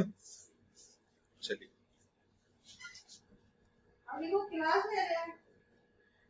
if the scheme is opted and declared lower profit in subsequent year, then scheme cannot be opted for 5 years। ये एक्चुअली सर बात ये है कि अगर ये स्कीम ऑप्ट कर रहे हो तो इस साल और अगले 5 साल के लिए ये स्कीम आपको लेनी पड़ेगी। अगर एक भी साल इस स्कीम से बाहर हो जाते हो, आउट हो जाते हो, तो फिर अगले 5 साल के लिए अंदर नहीं आने देंगे। ये खेल नहीं चलेगा कि क्या होता है ना, कभी किसी को लग रहा है कि हाँ यार ये स्कीम में फायदा है, किसी दिन आपके प्रॉफिट मान लेते हैं, किसी साल आपके प्रॉफिट 20% हुए या 10% हुए, आपने स्कीम ऑप्ट करके 8% दिखा दिए, कोई दिक्कत नहीं है। किसी साल आपके प्रॉफिट 4% हुए, आपने कहा यार अब स्कीम में प्रॉफिट दिखाएंगे तो नुकसान हो जाएगा, आपने कहा चलो ऑडिट करा देते।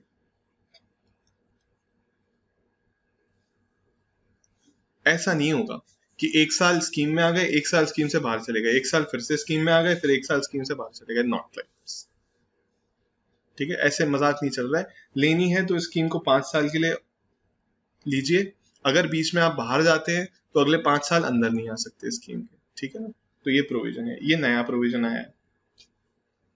अगला, in case assessee declared profits lower than the deemed profit.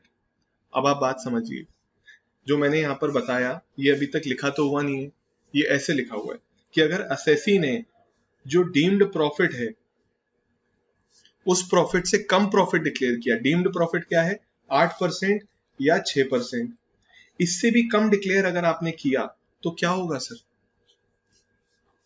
Sir 44AA के हिसाब से और 44AB के हिसाब से बुक्स ऑफ अकाउंट्स मेंटेन करने पड़ेंगे और उनको ऑडिट करना।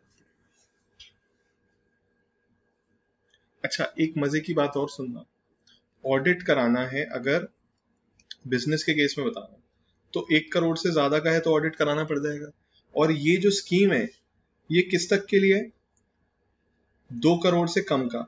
तो यहां पर मान लेते हैं मेरा टर्नओवर 1.5 करोड़ है, तो इस सेक्शन के हिसाब से मुझे ऑडिट कराना मैंडेटरी है, लेकिन ये सेक्शन इसको ओवरराइड कर जाता है और ये सेक्शन बोलता है अगर तुम ये स्कीम ऑप्ट कर लो तो ऑडिट कराने की कोई जरूरत नहीं है। ठीक है, लेकिन प्रॉफिट आपको इतना दिखाना पड़ेगा, इससे ज्यादा भी दिखा सकते हो, इससे कम नहीं दिखा सकते। अगर कम दिखाया तो ये सेक्शन खुद ही बोल देता है कि जाओ ऑडिट कराओ। ये सेक्शन स्कीम बोलती है कि वापस आपको 44 AB के पास पटक देती है कि जाओ उसके पास जाओ ऑडिट करा के लेके आओ। ठीक है, चलिए सर। अच्छा, ये सेक्शन कौन सा था? सेक्शन एक बार देख लीजिए, 44 AD था सर, ये 44 AD था।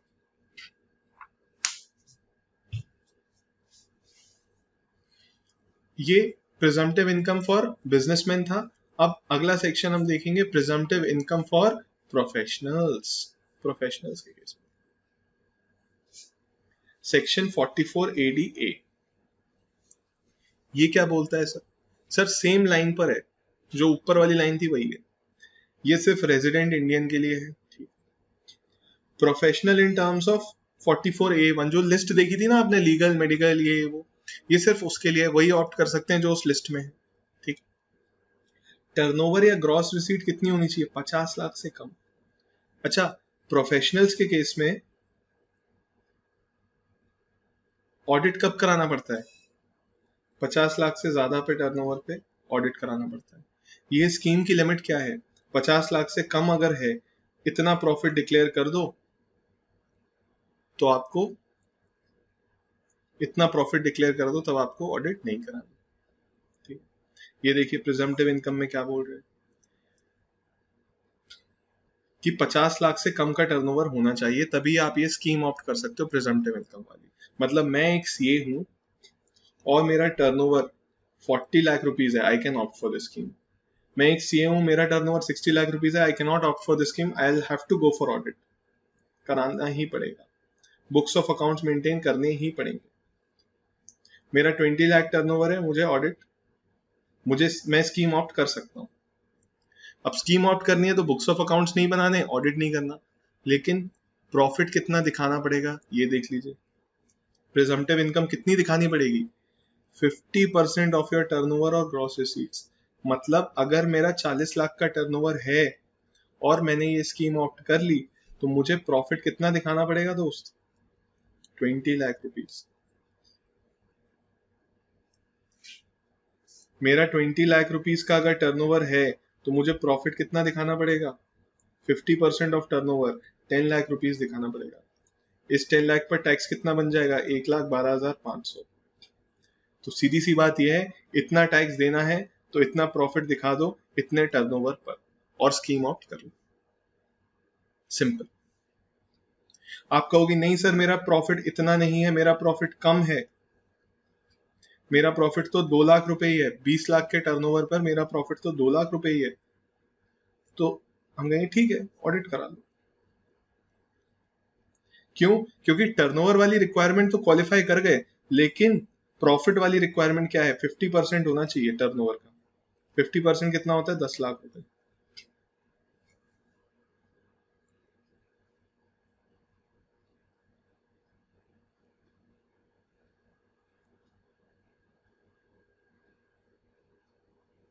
ऑडिट कराना पड़ेगा। जैसे वहां पे, अच्छा वहां पे कितना था? 8% था, यहाँ पे देख रहे हो कितना है? 50%। मैंने बताया है प्रोफेशनल्स के केस में सारा इनकम ही इनकम होती है, और क्या होता है।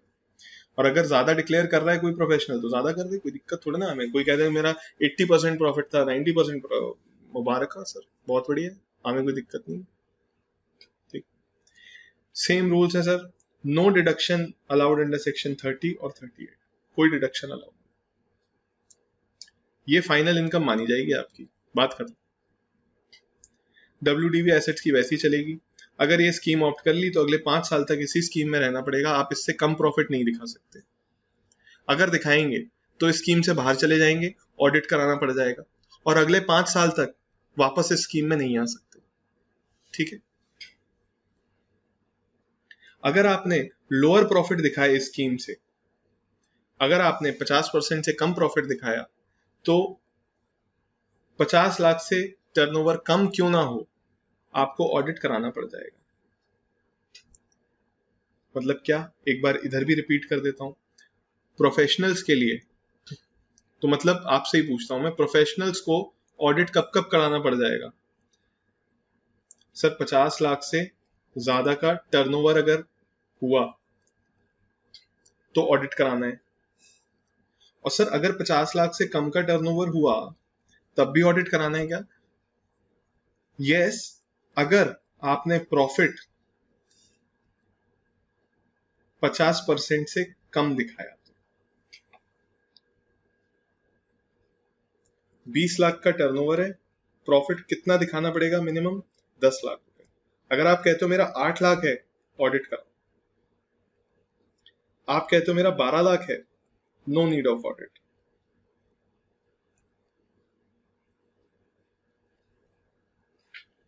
समझ गए? चलिए आ जाते हैं सर एक और टाइप की प्रिजम्पटिव इनकम, एक और टाइप की presumptive income. Presumptive income for plying, hiring, leasing goods carriage, section 44AE। ये लास्ट टाइप की प्रिजम्पटिव इनकम है। ये क्या बोल रहा है? ये एक स्पेसिफिक बिजनेस के बारे में बात कर रहा है कि गुड्स कैरियज, ये बेसिकली आप ये याद मत करिए, आप ये याद कीजिए ट्रांसपोर्ट बिजनेस की बात कर रहे हैं।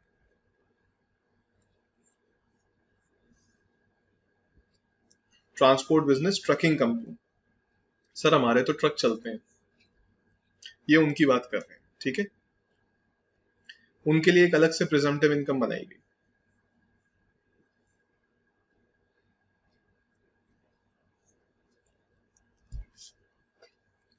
कौन कौन इस स्कीम में आ सकता है? एलिजिबल एसएससी कौन कौन है? ऊपर जैसे टर्नओवर दिए थे, बिजनेस के केस में याद करेंगे कितना था, 2 करोड़ रुपीस। प्रोफेशनल्स के केस में कितना था, 50 लाख रुपए से कम का टर्नओवर होगा तभी आने देंगे। बिजनेस के केस में 2 करोड़ से कम का टर्नओवर होगा तभी आप ऑप्ट कर सकते हैं। इसके केस में क्या है, ज्यादा बड़े लोगों को ये ऑप्शन नहीं दे रहे। अगर आपका टर्नओवर बहुत ज्यादा है या फिर इस टाइप का है तो आपको ये ऑप्शन नहीं मिलेगा।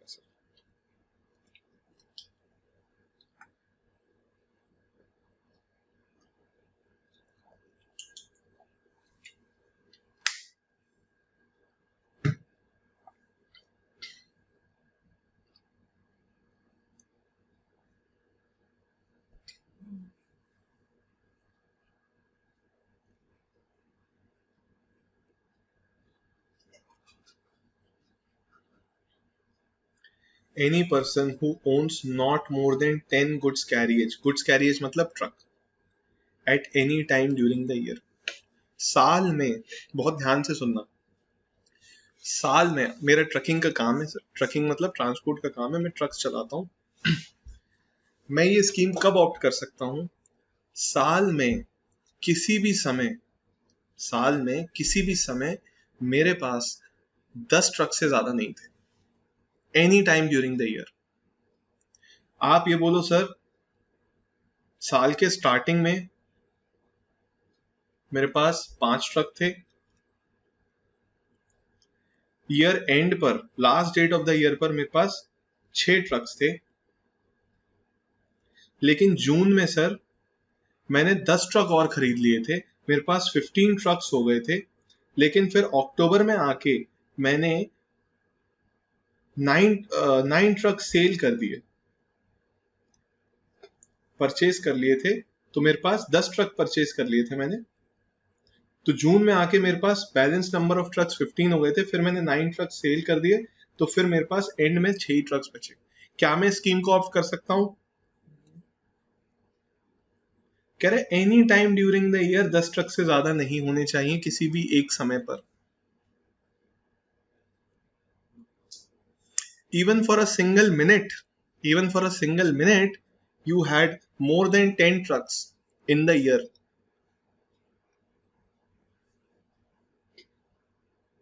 मैं 50 ट्रक खरीद सकता हूं, लेकिन मैं एक एक करके खरीदूंगा और बेचता जाऊंगा, कोई दिक्कत नहीं। बस at any given point of the time, any given point of time during a year मेरे पास 10 ट्रक से ज्यादा नहीं होने चाहिए, तभी मैं ये स्कीम ऑप्ट कर सकता हूँ। ऐसा क्यों करा गया? 10 ट्रक से ज्यादा है मतलब आप यार बड़े बंदे हो, आप अच्छे ट्रांसपोर्टर हो, you need not need this kind of a structure for your income. ठीक है, आपको प्रिजम्पटिव इनकम की जरूरत नहीं है, आप तो ऑडिट कराओ सीधे। ठीक है जी। तो एलिजिबल एसएससी कौन है? Not more than 10 trucks at any time during the year.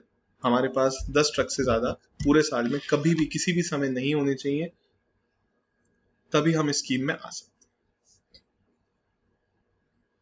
Profession कौन सा होना चाहिए सर? काम क्या होना चाहिए? Plying, hiring, leasing, goods carriage, किसी भी तरह का। मैं ट्रक्स किराए पे देता हूँ, या फिर मैं लोगों से बात कर लेता हूँ कि हाँ भाई मैं आपका सामान यहाँ से यहाँ ट्रांसपोर्ट कर दूंगा, कुछ भी, मतलब ट्रक से रिलेटेड कुछ भी।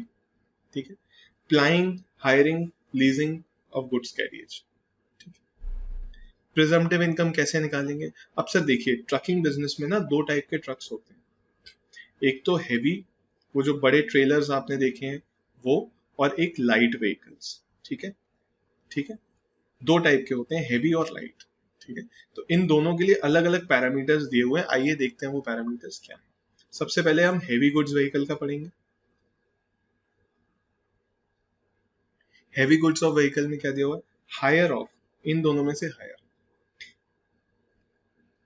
1000 रुपए पर मंथ पर व्हीकल। मतलब एक व्हीकल है, अगर एक ट्रक है आपके पास, तो उसके 1000 रुपीज हो गए एक महीने के, एक व्हीकल के एक महीने के 1000 रुपए इनटू ग्रॉस व्हीकल वेट। उसका वेट कितना है, व्हीकल का वेट कितना है। ठीक है, इसके सम्स करेंगे तो क्लैरिटी और आ जाएगी। मान लेते हैं 10 टन है, तो इंटू 10 कर दिया, टन्स में देखते हैं। ठीक है, 10 टन है तो इंटू 10 कर दिया, इंटू नंबर ऑफ मंथ्स, कितने महीने चलाया वो ट्रक? सर 12 महीने पूरे टाइम चला। इंटू ऐसे कितने ट्रक्स थे? सर 5 ट्रक थे। ये जो सम आएगा ये आ गया सर, ये this is your income for the year. एक बार और देख लीजिए क्या क्या बात की। एक ट्रक की एक मंथ की, एक मतलब एक ट्रक की एक मंथ के 1000 रुपए लिए सर, इनटू मल्टीप्लाई कर दो उसका वेट कितना है ट्रक का, मतलब कितना लोड वो ले सकता है। कितने महीने चला? 12 महीने चला। और कितने ट्रक हैं? 5 ट्रक।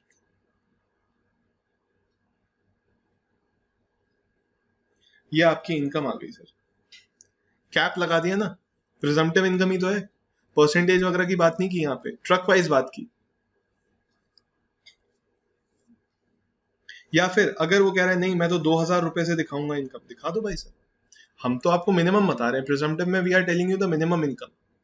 आप कह रहे हो कि नहीं मैं 5000 दिखाऊंगा, 10,000, आप योर विश, कोई दिक्कत नहीं है। ठीक है, तो हैवी गुड्स व्हीकल के लिए हो गया 1000 रुपीज पर मंथ पर व्हीकल, इंटू एक व्हीकल का वेट क्या है, और नंबर ऑफ मंथ्स क्या है, और नंबर ऑफ व्हीकल्स क्या है। आप बोलो सर 5 व्हीकल तो मेरे पास 12 महीने चली, और 3 व्हीकल ऐसी थी जो सिर्फ 6 महीने चली, तो 3 व्हीकल 6 महीने चली, उनका वेट भी 10 था सर, और 1000 रुपए से उनकी इनकम कैलकुलेट कर लेंगे। तो ऐसे करके ये इनकम आ गई, ये आपकी टोटल इनकम हो जाएगी सर। ठीक है, कुछ ट्रक से सर, एक ट्रक ऐसा था जो सिर्फ 2 महीने चला, तो उसकी निकाल लीजिए ऐसे ही सेम बेसिस पर। 1000 रुपए पर ट्रक पर मंथ, इंटू 10 टन उसका वेट था, इंटू 2 महीने मैंने उसे यूज किया, और ऐसा एक गाड़ी थी, तो इन तीनों को ऐड करके टोटल इनकम आ जाएगी ऐसे ऐसी, बात खत्म। ठीक है ना सर? अदर देन हैवी हुआ, अदर देन हैवी का मतलब क्या है? Light, light vehicles. Light vehicles में देखिए क्या करा, 7500 पर मंथ। अब सर ये बात सेंस नहीं बना रही है हमको, क्यों नहीं बना रही? सर हैवी वालों के लिए आप 1000 रुपए ले रहे हो पर मंथ पर व्हीकल, और लाइट वालों के लिए आप 7500 ले रहे हो पर मंथ पर व्हीकल, मतलब ज्यादा बड़ा ट्रक है तो उसकी तो इनकम ज्यादा होगी ना, और छोटा ट्रक है तो उसकी इनकम तो छोटी होगी। तो ये गड़बड़ कैसे हो गई कि हैवी के लिए बोल रहे हो 1000 रुपीज पर मंथ पर व्हीकल, और लाइट वाले के लिए बोल रहे हो 7500 रुपीज पर मंथ पर व्हीकल। दोस्त आगे देखेंगे, यहां पर मल्टीप्लाई किससे किया था? ग्रॉस व्हीकल वेट से। There is no gross vehicle weight over here, ठीक है। तो अगर आप देखोगे, अगर इन दोनों को अगर मल्टीप्लाई कर दो तो कितना निकल कर आया? 10,000 रुपये हो गया। यहाँ तो 7 ही ले रहे हैं, ठीक है। बाकी सब सेम है। नंबर ऑफ मंथ्स यहाँ था, नंबर ऑफ मंथ्स यहाँ है, नंबर ऑफ व्हीकल्स यहाँ पे था, नंबर ऑफ व्हीकल्स यहाँ पे। अब यहाँ देखिए आपने ये तीनों केस हमने जो करे, 5, 5, 6, 7, 8 और 9, ठीक है। एक ट्रक मेरे पास सर लाइट वाला है, तो उसकी इनकम और निकाल लेते हैं सर। 7500 कितने महीने चला ये ट्रक? सर ये 6 मंथ चला था। ऐसे कितने ट्रक है आपके पास? सर एक ही। ये और निकाल ली और ये ऊपर वाले में ऐड कर दी। सर ये जो 10 ट्रक्स की लिमिट है, ये हैवी के लिए देखनी है या लाइट के लिए देखनी है या दोनों मिला के देखनी है? ये दोनों मिला के देखनी है। यहाँ कुछ लिखा हुआ है कि कौन से ट्रक्स हैं, तो मतलब ये दोनों मिला के देखी जाएगी, ठीक है। तो ये हो गया सर, सिंपल है, और सिंपल कर दिया। तो हैवी के लिए कितना सर? 1000 पर मंथ पर vehicle into weight into number of trucks into number of months. Light के लिए कितना सर? 7500 वेट से मल्टीप्लाई नहीं करेंगे, नंबर ऑफ मंथ से और नंबर ऑफ व्हीकल्स, इन दोनों को ऐड कर देंगे, बात खत्म हो गई। कुछ इंपॉर्टेंट पॉइंट्स क्या है sir? Part of the month को फुल मंथ कंसिडर किया जाएगा। मतलब अगर मैंने कोई ट्रक 15 जून को खरीदा और मैंने उसे 31 मार्च तक यूज किया, तो कितने मंथ्स कंसिडर करेंगे? जून, जुलाई, अगस्त, सितंबर, अक्टूबर, नवंबर, दिसंबर, जनवरी, फरवरी एंड मार्च, 10 मंथ्स कंसिडर किए जाएंगे सर। आप 9.5 मंथ्स नहीं बोलेंगे, आप 10 मंथ्स बोलेंगे। जून पूरा लिया जाएगा। जून को 15 जून को क्यों ना खरीदा हो आपने ट्रक, आप जून को फुल मंथ लेंगे, जून को भी पूरा इंक्लूड किया जाएगा। तो part of the month will be considered as a full month. और बाकी जो कंडीशंस थी वो तो सेम है ही। अगर आप कहोगे नहीं मैं 7500 पर मंथ पर व्हीकल से कम दिखाना चाहता हूं, सर ऑडिट करा लीजिए। आप कहोगे मैं 1000 रुपीज पर मंथ पर व्हीकल हैवी वाले ट्रक से 5000 नहीं दिखा रहा, मैं 500 दिखाऊंगा पर ट्रक की इनकम, ऑडिट करा लीजिए, ठीक। बाकी सारे जो कंडीशंस थी वो सेम।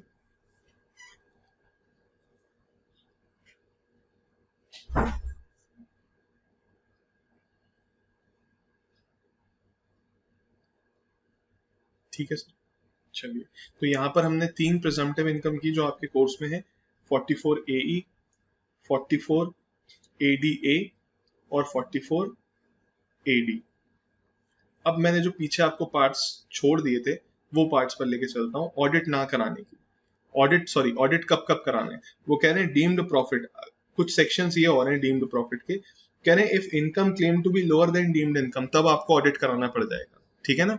तो ऐसा नहीं बोलेंगे सर आपने बोला था 1 करोड़ से ज्यादा का टर्नओवर है तभी ऑडिट कराना है। वो ये भी बोल रहा है साथ में, अगर डीम्ड इनकम में जो प्रोविजन दिया है उसके से कम प्रॉफिट दिखाते हो आप, तब भी ऑडिट कराना पड़ जाएगा। तो ये यहीं पर लिखा हुआ है, deemed profit under section 44 ADA।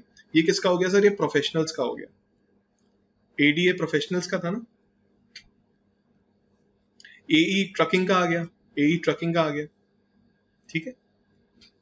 If income claim to be lower than income and income exceeds 2.5 lakh, तो आपने डीम्ड इनकम से अगर कम दिखा दिए तो फिर ऑडिट कराना पड़ जाए, ठीक है जी। चलिए अब आगे आ जाते हैं। अगला सेक्शन क्या बोल रहा है? Deemed profit in normal course of business. मतलब ये इसे ऊपर वाले प्रिजम्पटिव इनकम से रिलेट नहीं करेंगे, दिस इज समथिंग डिफरेंट। ये कह रहे हैं कि ये बिजनेस के कोर्स में हम इनकम मानते नहीं है, लेकिन by effect of section 41 income मान ली जाएगी। कैसे? अगर कोई डिडक्शन आपको पहले अलाउ कर दिया था, आपने कहा था हमने ये खर्चा किया है सर, आपने कहा था हमने ये खर्चा किया है, हमने आपको अलाउ कर दिया एक्सपेंस, बाद में कहीं जाके उस एक्सपेंस की रिकवरी हो जाती है, तो आपकी जिस साल उसकी रिकवरी हुई है उसे इनकम मान लेंगे। जैसे आपने बोला सर बैड डेट्स हो गई, हमने कहा ठीक है, अलाउ कर दिया आपको, बैड डेट्स माइनस कर लीजिए। लेकिन आने वाले किसी साल में वो बैड डेट्स रिकवर हो जाते हैं तो उसे इनकम मान लिया जाएगा उस साल। मतलब ये इनकम है नहीं लेकिन मान ली जाएगी, ठीक है।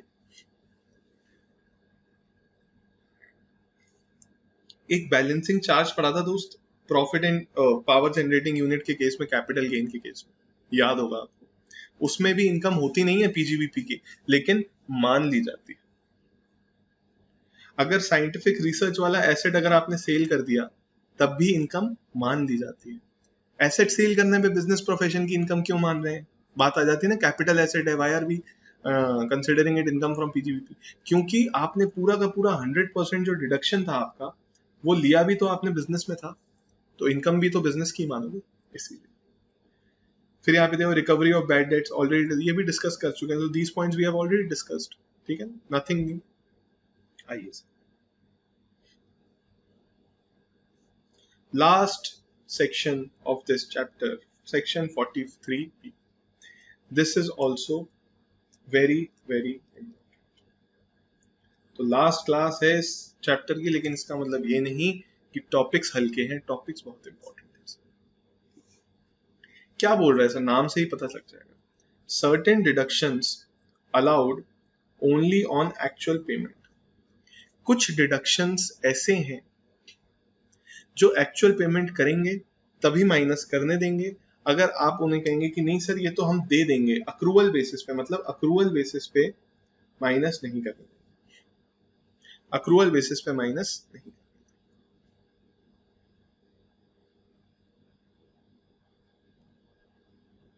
तो वो डिडक्शंस कौन से हैं? अगर आप कह रहे हो हमने कोई पेमेंट किया है टैक्स का, या म्युनिसिपल कॉर्पोरेशन को कोई ड्यूटी पे की है, या कोई सेस पे किया है, या फीस पे की है जो कि by the power of law लग रही है, तो जब आप एक्चुअल पेमेंट करोगे तभी डिडक्शन मिलेगा। ऐसा क्यों कर रहे हैं? वो कह रहे हैं कि भाई भरोसा नहीं है, आप पे करो या नहीं करो, और पे करेंगे तभी डिडक्शन देंगे, नहीं तो नहीं देंगे।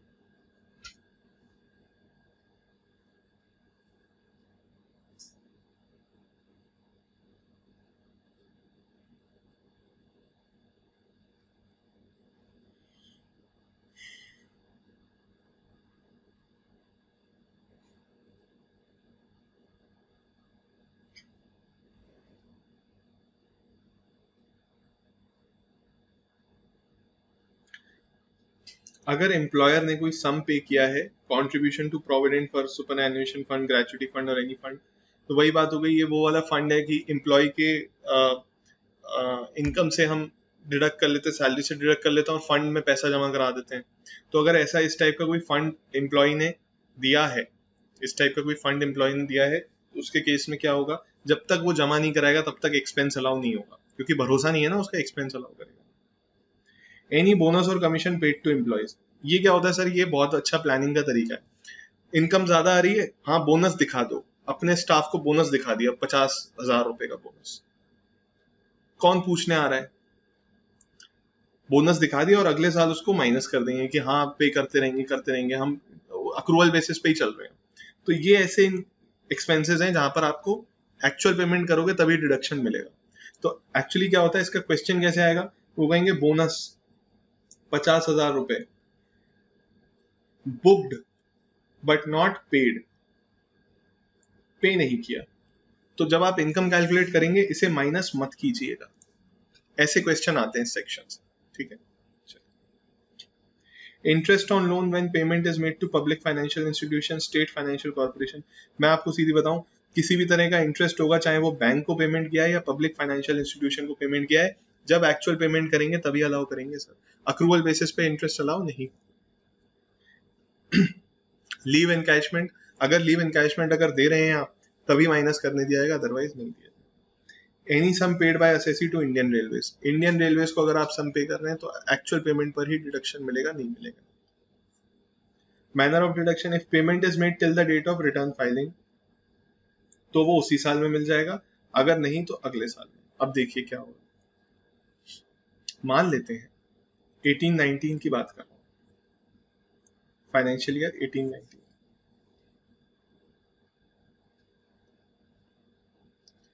मैंने इसमें दिखाया कि मैंने बैंक को इंटरेस्ट दिखा दिया 50 लाख रुपए का, मैंने पे नहीं किया है, मैंने अक्रूवल बेसिस पे दिखा दिया, इसी साल का है इंटरेस्ट तो मैंने दिखा दिया।